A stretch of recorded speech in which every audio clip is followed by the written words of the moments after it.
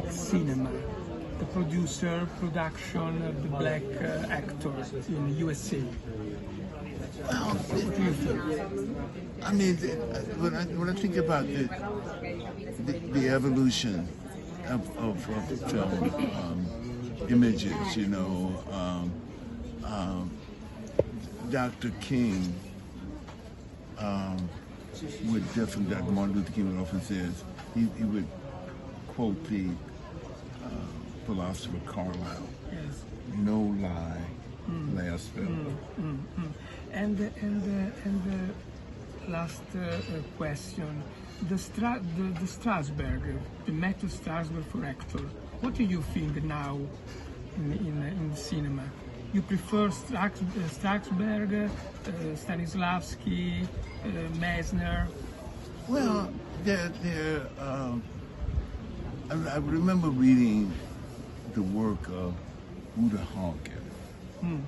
Uta Hagen played Desdemona in Paul Robeson's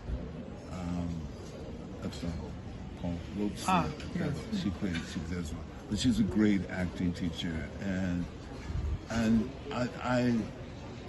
she talks about different ways in which you find I find where I become immersed, Yes. you know, and in the sense, and because you're using part of yourself as an actor. Yes. Maybe your direct lives story. I know what it feels to be like on a farm, even though I was born and raised in San Francisco.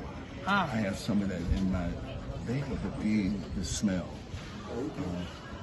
the sound of the weight of heat, Yes. in San Francisco. So I knew about being there because my grandparents were farmers, and I had a significant part of my life around them, you know.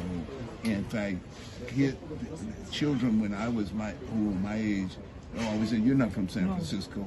You know, by the way, you're from the country or somewhere. You look kind of like this, like movements and everything else. But that was all for me, living with my grandparents at my formative age.